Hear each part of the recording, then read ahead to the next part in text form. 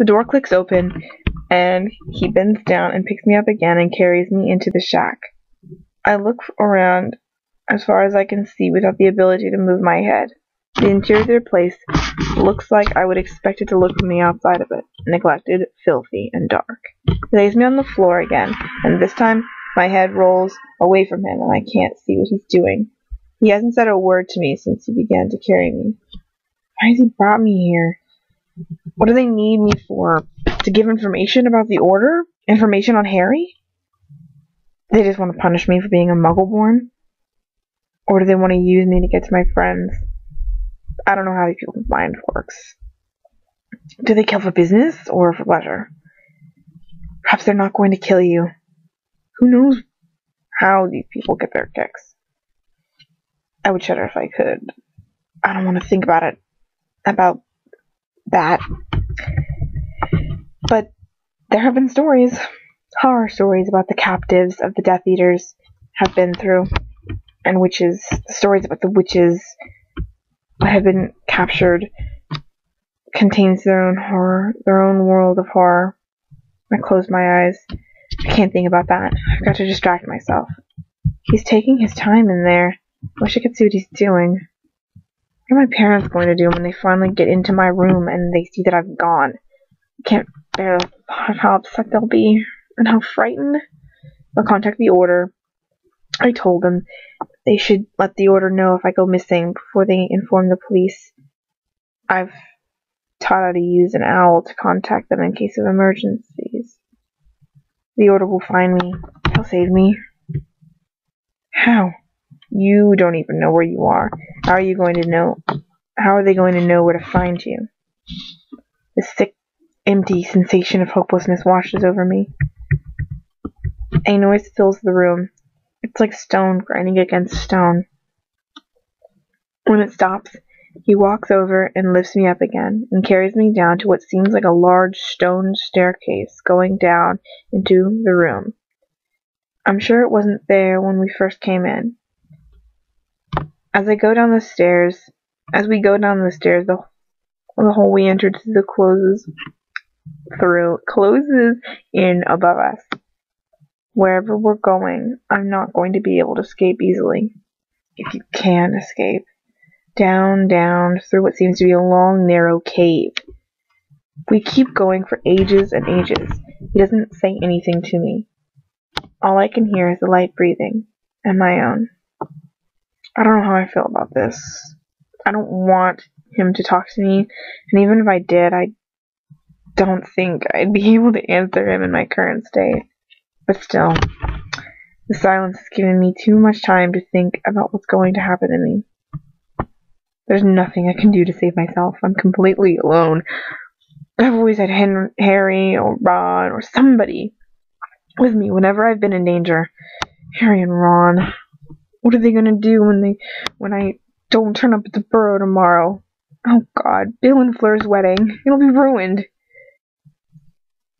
We come to what looks like a dead end, and he sets me down on the cold, damp floor. My head rolls to the side, and I can see him as he shakes back his elegant sleeve, exposing a dark mark on his arm.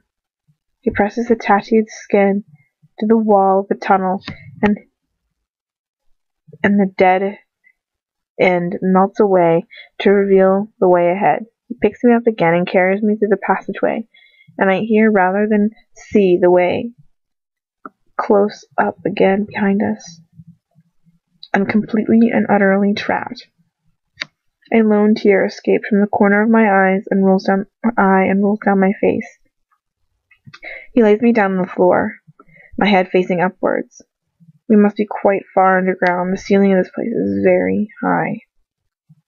His face moves above mine. It's half in shadow, but I can see the expression of gloating written there, clean as day. You know, it is tempting to keep you like this, he murmurs. He picked up one of my arms and let it drop again. So docile, so obedient. He moved his face yet closer to mine. It's horribly contorted by shadow. So completely and utterly submissive. Oh, God. He wouldn't. Oh, no, please. However, His voice is suddenly cool and chipped once again. He stands up and I can't see him anymore.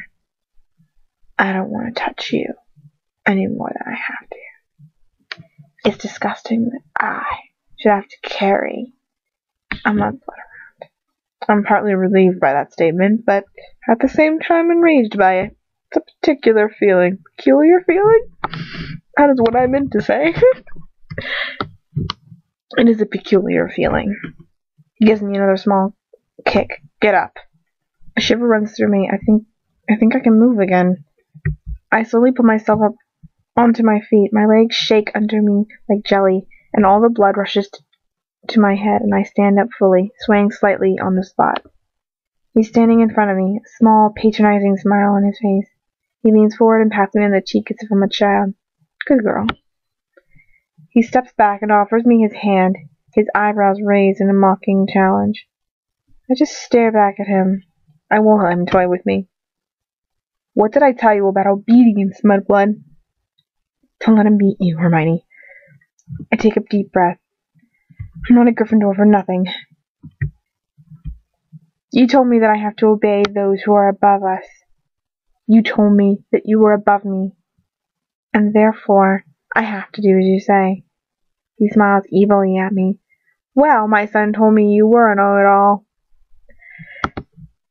But now I realize that you are just simply a fast learner. I'm only a fast learner of facts, I say, straightening myself up in an attempt to steel my nerve. But I've never been one for believing anything I'm told without question. And what you told me was a blatant lie. So you see, I won't obey you.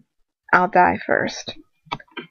His cold eyes narrow in anger. He flicks his wand upwards, and his arm is twisted mercilessly up my back.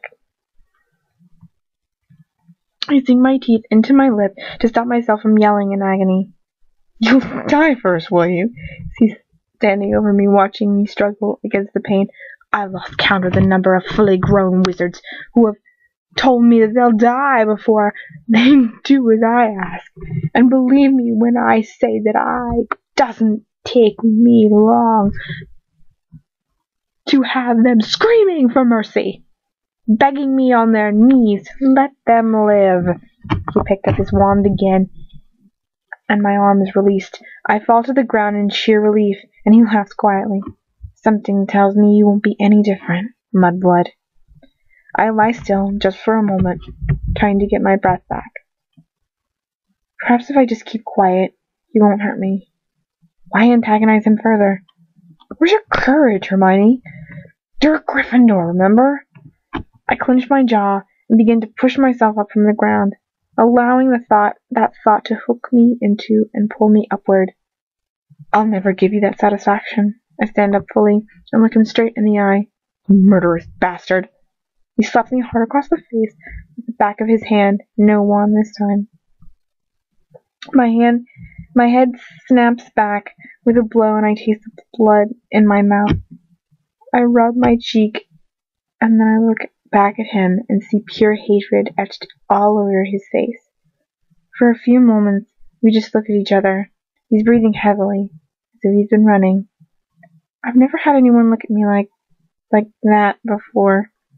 I've never had someone hate me so much that they didn't know me at all. People have called me a mudblood, and it's usually like I've been disliked primarily for being clever or bossy or a friend of Harry's. Being muggle-born is just another insult they can hurl at me.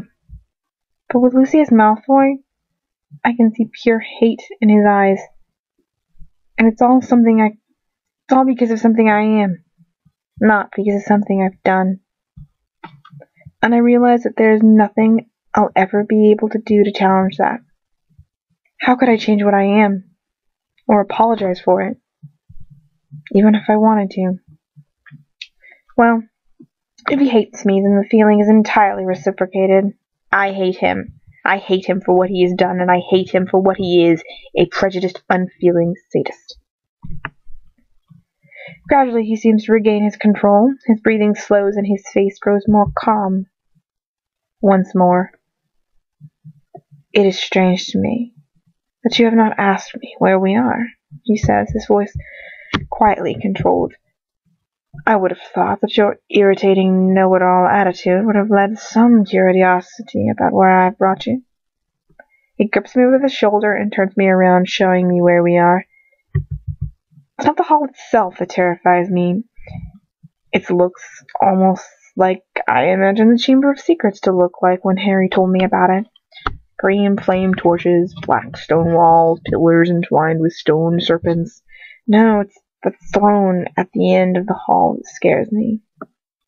An empty throne with a huge stone snake rearing up behind it.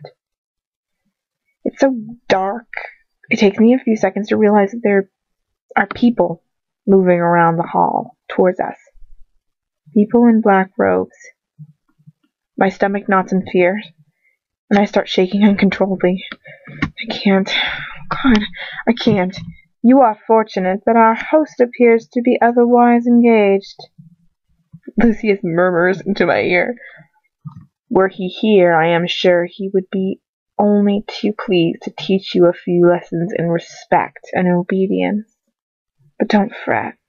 Soon, very soon, you shall come back here and see him, and I'm sure you shall find him most accommodating. I must be in a Death Eater's headquarters, and although I don't know why I've been brought here, or what they are going to do with me, or who I am going to see, one thing is clear. I'm never going to get out of this place. A dark figure is getting closer. One of them calls over to us. His voice is deep, with a slight Russian accent. And now I can't do a Russian accent. Oh my god. He's not here, Lucius. But he wants to see her when he gets back. He says to put her away for now. Who?